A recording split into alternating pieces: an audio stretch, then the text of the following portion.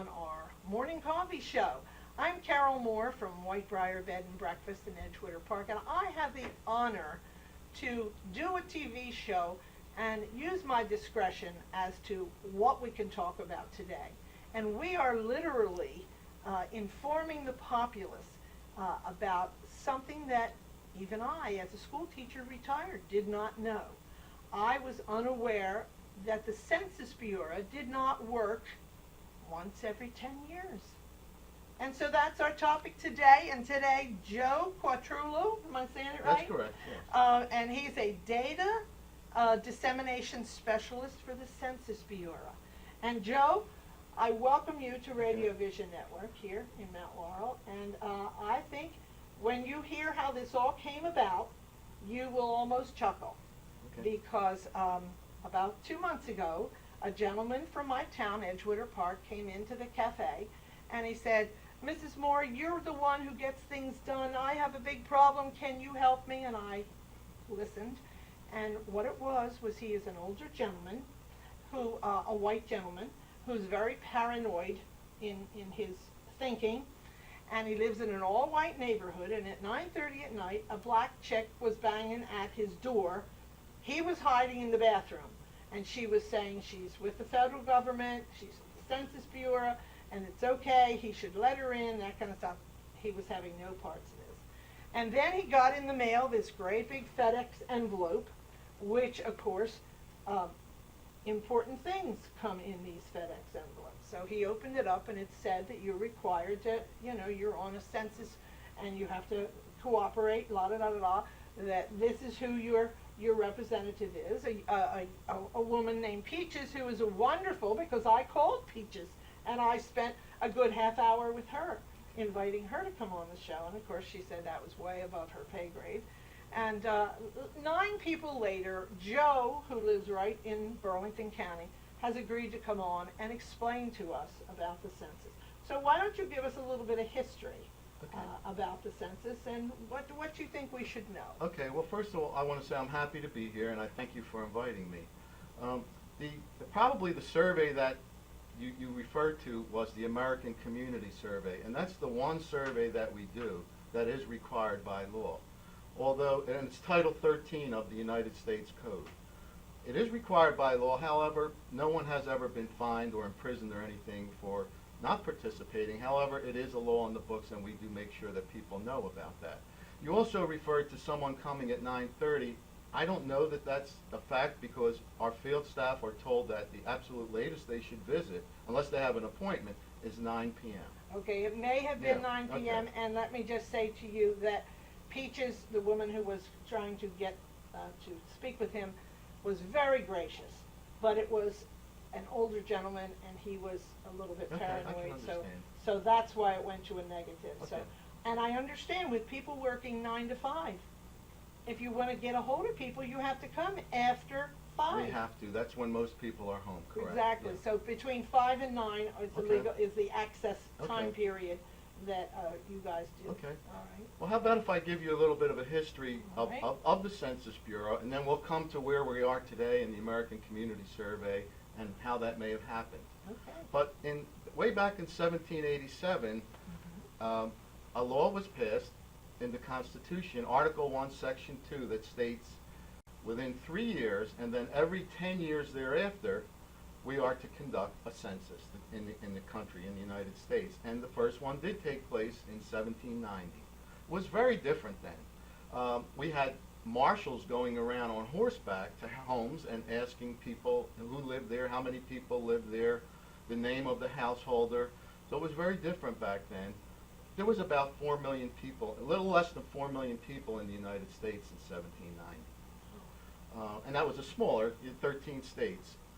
Every 10 years since then, we've been conducting the census.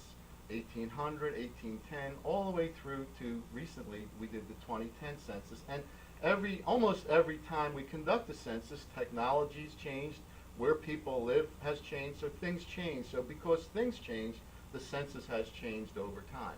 So in 1790, going around and collecting information on horseback, to 2020 now will be the first census where people will be able to go on the internet. Oh. So we've come a long way in terms of the census, and in between there, of course we've used U.S. mail beginning in 1960, and but one of the things that the census did in around 1940, the census was getting longer and longer with many, many questions. So in around 1940, instead of every household getting all the questions, a decision was made to ask every household some questions and then to select a few people within that household or within that page and ask them additional questions. It was a sample, so we had the full census and then we had a sample of questions beginning in 1940 all the way till 2000. And then we changed things. Again, I'll explain that to you in a minute too. But so the census, the decennial census that we've been conducting every 10 years has been going on since 1790. We're getting ready for the 24th census. We've never missed one. The census is important because it's a snapshot of what the United States is on a specific day. The day that's in question for the decennial census is April the 1st. So April the 1st of 2010, we conducted the census, and we knew how many people were living, where they were living, etc. On that date? On that date. Okay. Now, the reason that we do the census and the reason that it was mandated in the Constitution is because the apportionment in the House of Representatives depends on the population of the states. States that have a lot of people get more representatives than small states, maybe like Delaware or Rhode Island, that have few people. So this has to be done every 10 years according to the Constitution. So every 10 years we've been doing that, and the states, the Congress has been reapportioned based on the population. And as you can imagine, the population has shifted to the west and to the south. So some of the northeastern states, like Pennsylvania, Ohio, have lost congressional representatives, and states like Nevada, California have gained. So that's how the population have shifted, and the power has shifted to those states that have more people. That's why we do the census, and that's why we do the census every 10 years. But the Census Bureau is so much more than that, and it was for a long time, at least 100 years, something that came about on near the year that began in 0, perhaps the year that began in 8 or began in 9 to prepare. The census was conducted in the year that ended in 0, and then the census staff went away.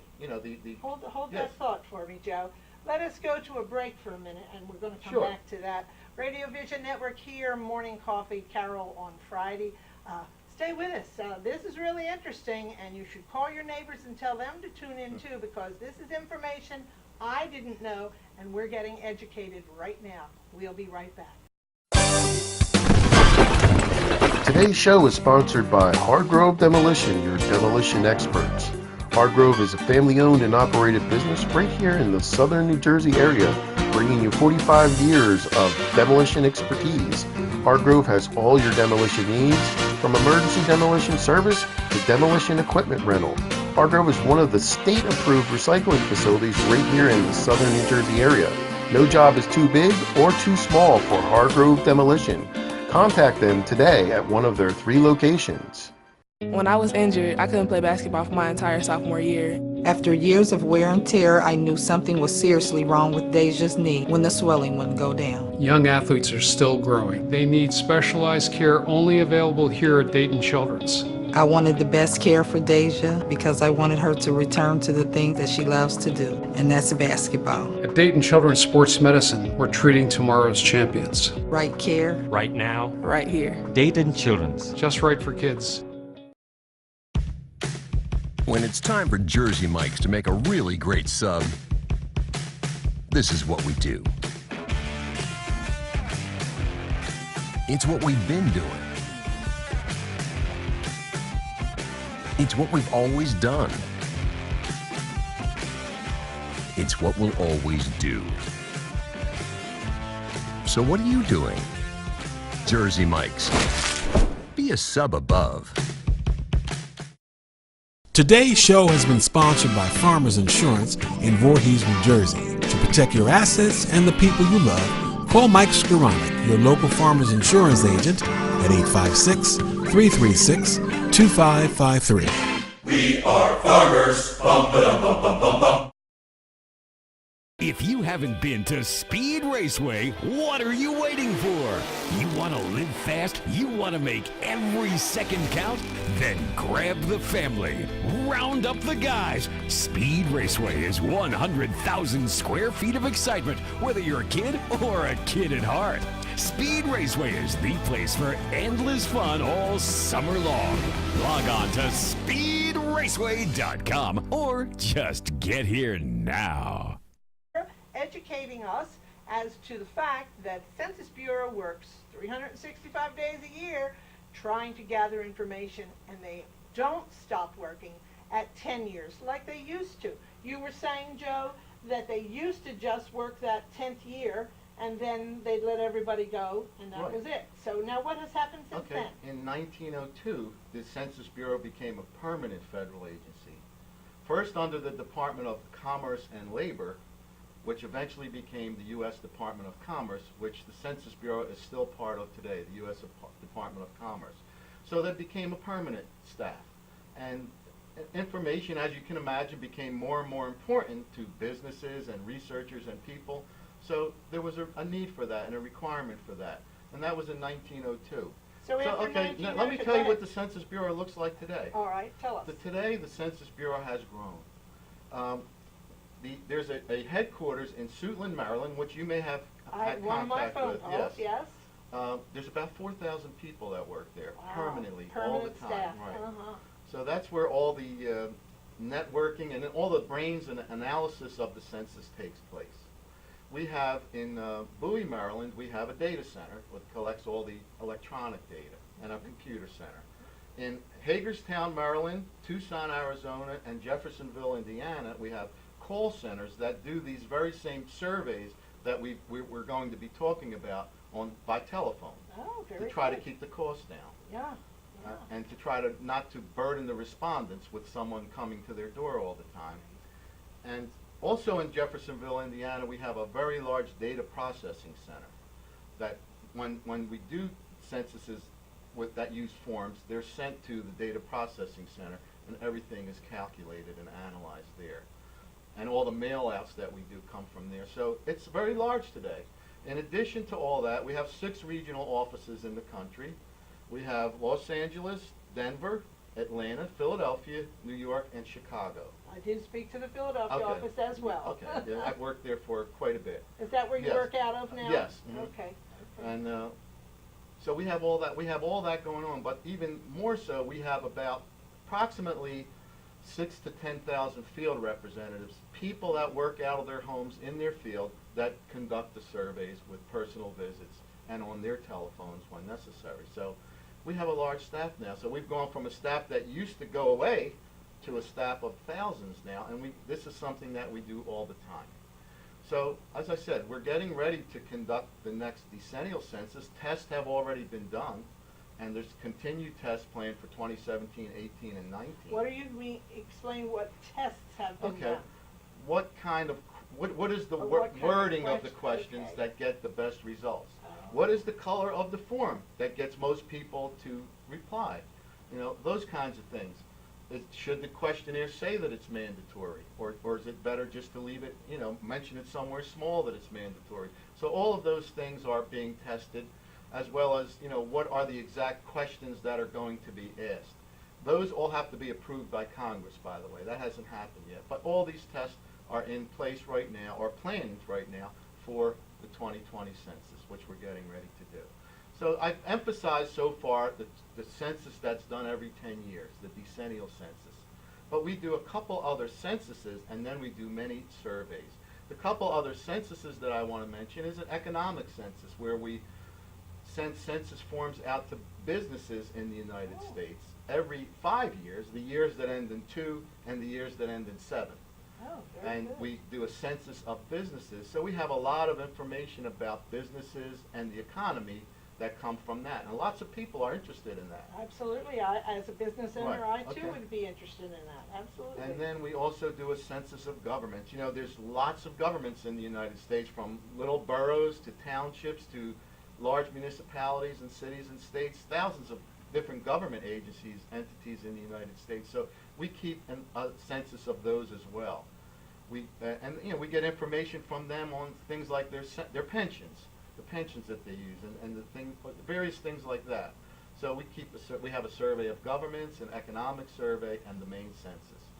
But now we also do lots of household surveys, and this is where the person that This gentleman came brought from. my attention Right, to mhm, the yes, census, exactly. and I would never have thought of the Census Bureau. Right. So I thank him very much, Okay. because this is a very positive thing, informing Okay. the populace as to this Okay. exists, because none of us really Right. knew it. Well, let me tell you why it exists and when this originated, these ongoing surveys. In the Depression, there was such great unemployment in the country, yet no one knew where most people were unemployed, who was most likely to be unemployed, what skills were needed in certain areas. So in the Depression, during the Roosevelt administration, 1937, they conducted a census of unemployment Wow. to get an idea and to find out, what states are being hurt the most by unemployment, things like that. That eventually developed into a permanent survey that the Census Bureau took over in 1942, called the Current Population Survey. And every month since 1942, we've gone to different households and asked them questions about, do they work, where they work, what is their occupation, how many hours did they work in the previous week. We conduct this survey the week of the 19th of the month, every month. Oh, I'll be And there. it asks questions about the previous week or the week of the 12th. So we've been doing this since 1942, actually, and you've heard of the unemployment rate. It Absolutely. comes out on the first Friday Yes. every month. Sometimes it has an impact on the stock market. It's important. And does it come from that? It comes from the That's- main that's- component of that comes from the Current Population Survey. Wow. And the most recent unemployment rate was 4.7%, which was the first Friday of the month, last Friday, which was July 1. So we've been doing this Current Population Survey for a long time. So it must have been difficult during the Depression, because many people not only lost their homes, but left their homes to go wherever there Yes. was employment. And so how did the Census Bureau handle that? They couldn't use the address, which I'm told Right. now your address It's is the- on a list Mhm. for 8 years. Correct. And that's yours, and then after that 8 Right. years, they go do somebody else's address. Uh, So how did they do that during the Well, Depression? and it was very different back then. Things were not as sophisticated or technological, so postcards were given out or left around for people to fill out and mail in. It's not a very scientific way to do it in today's terms, but that's how the That's what they information had. was gathered in 1937. Hold that thought. We'll be back with Radio Vision Network, Morning Coffee, Fridays with Carole and Joe. And we'll be right back to wind this up. Some more good information from the Census Bureau, and we'll be right back. Saving your business money is as easy as 1, 2, 3. Tanker Consulting Services, a payment solutions expert, will show you how with a free, detailed, written analysis illustrating your cost savings. We usually uncover savings between 10 and 25%, and sometimes more.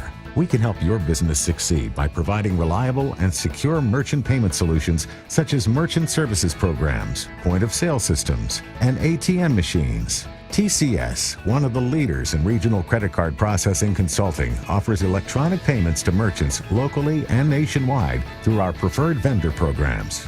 We work to keep business costs down with a comprehensive suite of quality products, services, and customized credit card processing programs exclusively tailored for your company.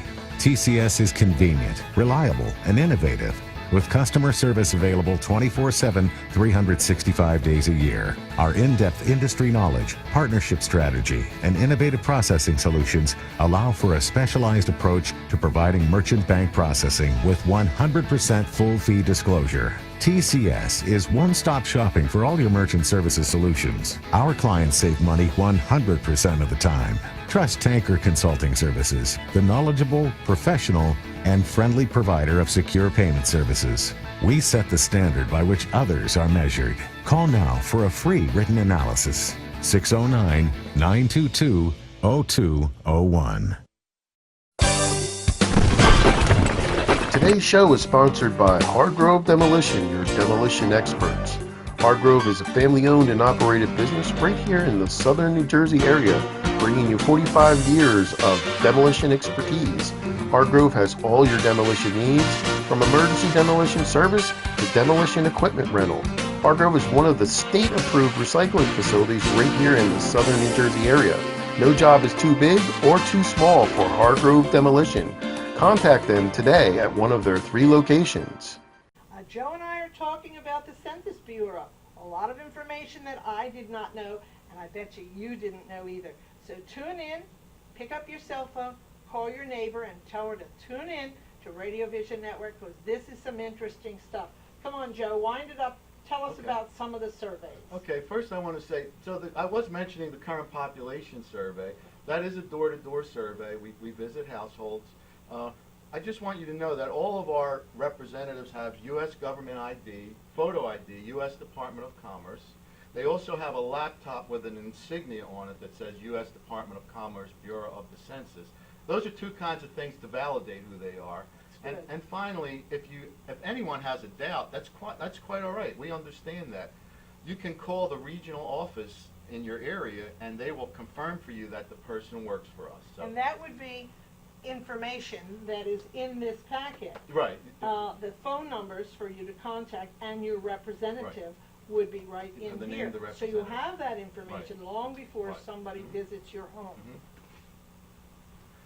I want to tell you about some of the other surveys that we do, because the current population survey, we do that for the Bureau of Labor Statistics. They pay us to do that. We have the representatives on the ground. We're the government agency that gathers most of the information for the government, for other agencies as well.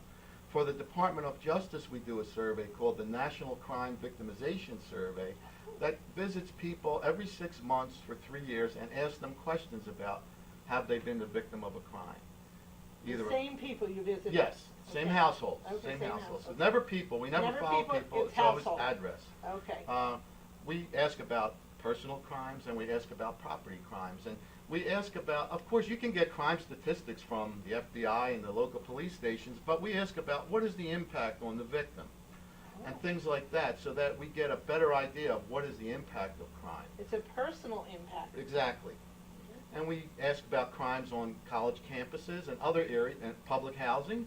So we gather a lot of information so that policymakers can use that to help prevent and keep crime low. We do another survey for the National Institute of Health called the National Health Interview Survey that asks lots of information about health and gathers information about diseases and cancer and access to health insurance and disability. We do that for the National Institute of Health so that all that information is public as well. Public, I mean statistically public. Names are never published in any of our surveys. Finally, the biggest survey that we do, and the one that that initiated all of this, is the American Community Survey.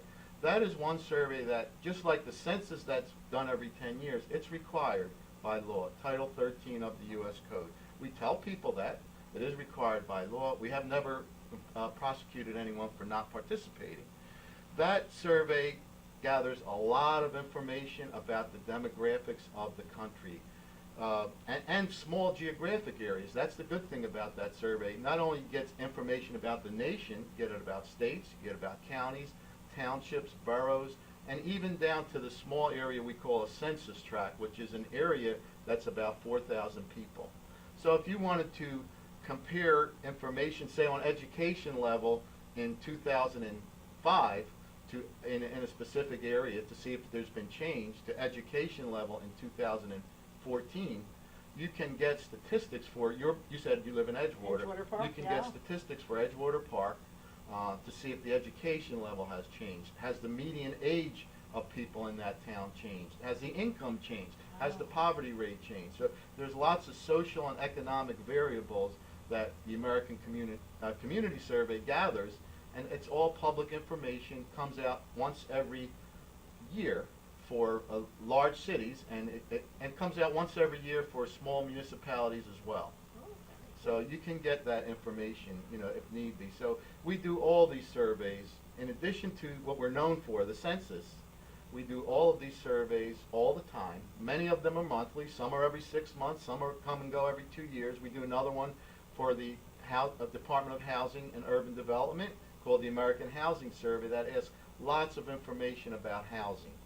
so that, I'm sure that realtors and builders and people that use that information are very happy to get that information. We do that one every 2 years. So it all depends on who's paying us, and as far as how often we do the surveys. And we're happy to be the nation's collector of data, and we provide data about the nation and small areas. We're very happy to have that name, to be that, have that label to us. And how would the ordinary citizen who wanted to know some statistics, how would they find this out? Do they just go to your website? The website is the easiest way. Nowadays, the website is the easiest way, www.census.gov. There's lots of data tools on the website. Some are made for the average citizen, and some are made for scholars and More academicians technical. that go a lot more further into it. But the website is very easy to work. I mean, it's very easy, it's very user-friendly, and we encourage people to use it. Now, also, I want to say that I'm one of about 40 people, data dissemination specialists, that go around and talk about the census and show people how to use the data. We show businesses how to use the data. We show college students how to use the data. We show municipal, like county associations and municipalities, how to use the data. It's all free. So I wanted to leave my name, or at least my phone number, to let people know that if you call me, no matter where you are in the country, we have someone that I can get in touch with that can do a data presentation for you to show you how to use the data, because the data provides so much information when you have to make decisions, and it makes the decisions much easier, and you should be much more confident in your decision, because you're not basing it on what you think up here, you're basing it on actual data. Wow, that's really good. And how would people get in touch with you? Are you offering your services if they want to contact well, you? locally, You're the New Jersey? No, I'm actually Pennsylvania. You're person. actually Pennsylvania because you're out of PA. Right. Yeah. My email address is easy, joseph.p.quartulo, that's Quartullo, @census.gov. So that's the easiest way to get in touch with me. I also wanted to say, if you would like we have some data wheels, physical things that I could send to anyone. We have maps that show where the population is distributed in the country. We have maps that talk about Native American groups in the country, and we have data wheels that show a lot of the data that we have by the state, at the state level. I have all of those. Please email me again, joseph.p.quartulo @census.gov, and I'll be glad to send you that. Also, if you know any libraries or schools or anyone that wants a data presentation to become educated on how to use our data tools, also please get in touch with me. Well, I'll tell you what, anything that you have printed material, I have the Travel and Tourism in my cafe, in the Green Cafe in Edgewater Park. We would love to have statistics to be able to hand out. People are questioning this. And so I thank you so much, Joe, You're welcome, for coming. Carole. You have totally changed my aspect of thinking about the Census Bureau. I realize you don't go to Florida the rest of the year and just only work once every 10 years. And Unfortunately. That's it. And thank you all for coming to Radio Vision Network, Morning Coffee, Fridays with Carole. And if you have any questions about the Census Bureau, Joe told you how to get a hold of him, and you can also get a hold of me. Email me at white, like the color of my house, white briar, like the briar patches that were around it at some time in its 300-year history. White briar BB, like boy, whitebriarbb @hotmail.com, and we'll be happy to help you with any of the questions that you have. And thank you again for tuning into Radio Vision Network. This is Carole Moore from Edgewater Park, tuning out. We'll see you next time on Radio Vision.